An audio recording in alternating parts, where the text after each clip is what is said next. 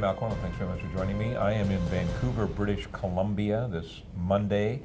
Last Monday, interestingly enough, of the month of June, and I'm chatting with an old friend of mine, Buddy Doyle. Buddy is the president of a company called Amarillo Gold. They have been sponsors on our website for quite some time right now. Haven't heard too much from Buddy. He's been very, very busy, for lack of better terms, on their projects down in Brazil. This is a company that we talked about on the weekend show last weekend with Vanessa Bogart, who handles the majority of their communications. I got to tell you, I am very, very interested in the company. Why? Because it's one company that I think is going to make some real waves. Let me go back. It's a company that is already making some real waves in Brazil.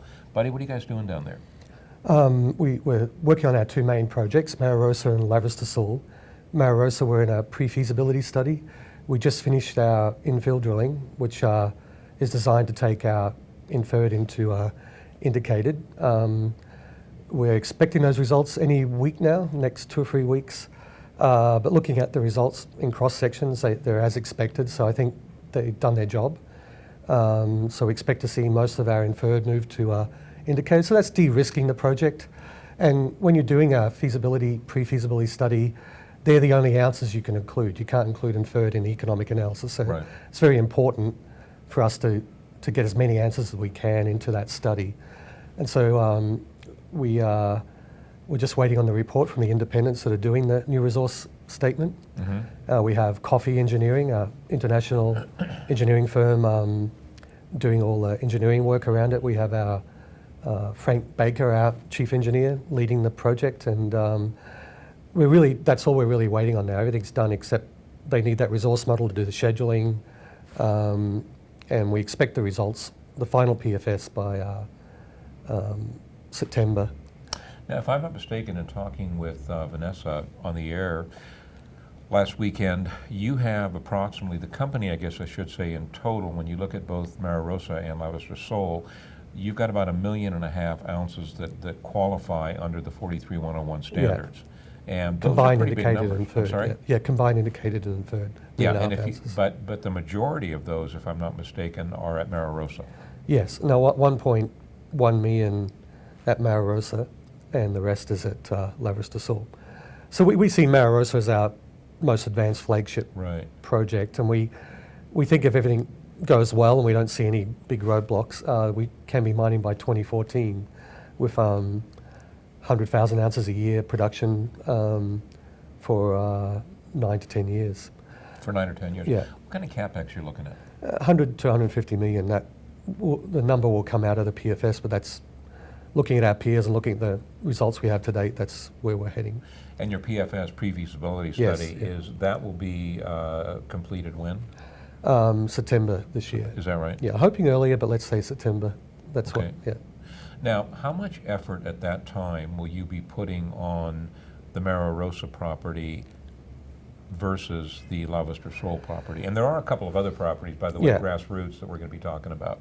The Lavras Do Sul project, if you look at this, we've got this great project, Mara Rosa, and I just said we could be in production by 2014. Mm-hmm. All of a sudden, we're a producer, and then all of a sudden we have the producer's problem. We're chewing for our reserves. And, I just said 9 to 10 years, well, what happens after that? And they come quicker than you think. Sure they do. So that's why we like Lavras Do Sul. It's coming right up behind. It's not as advanced, but we've already shown 500,000 ounces there. We think the key to understanding why we like that is that we think that 500,000 ounces is just the first step. It's the first. We've only drilled under one prospect in enough detail to show 500,000 ounces. There are 19 areas of old diggings over 12 by 8 square kilometres, and we've only drilled in a little 500 metre by 500 metre zone in one of those prospects, and we came up with 500,000 ounces, combined indicated and inferred. We hope the rest do that, but even if only half of them do that, or even a quarter, you still end up with multi-million ounces. So that's what we hope will happen there. And so that'll be coming up, Mara Rosa, and giving us our reserves for the future. The company just raised, by the way, $10.5 million. So based on that, they are certainly well funded for the time being right now. Buddy, I want to go back to something else right now because, I'm not a technical guy at all, to say the least. when it comes to geological issues. But I am a real people person. Now, you've had some real success in the past. You were involved with 2 discoveries at Yeah. Rio Tinto, if I'm not mistaken. Let's talk a little bit about that. Yeah, well, I always like to emphasize they were team efforts, but I was Exactly, of in course. 2 very successful teams. One was I was project geologist in the Lahia gold discovery, which is now mine, 41 million ounces in reserve, in resource. And so that I was there during the 90s for 7 years and saw it from, they'd found about 5 million ounces when I arrived there, and when we left we had about 30, and saw it from to decision to mine. They started breaking the ground. And then spent a couple of years in the highlands of New Guinea, and then transferred to Canada, and 2 years later led the team that discovered the Diavik diamond mine in joint venture with ABBA. And the job in New Guinea was in joint venture with an Australian junior, New Guinea Mining. So both of those successes, multi-billion-dollar in situ resource discoveries, we had junior partners. That's one of the reasons I thought, wow, next time there's a boom, I'm going to jump out, because they became friends, but they became my rich friends. So. There you go. Yeah. Exactly. And the boom happened. And the boom happened, so I jumped out and That's voluntarily in 2004. So I love my 23 years in Rio, but I'm enjoying this much more. Oh, yeah. You're your own captain, sort of thing. Yeah.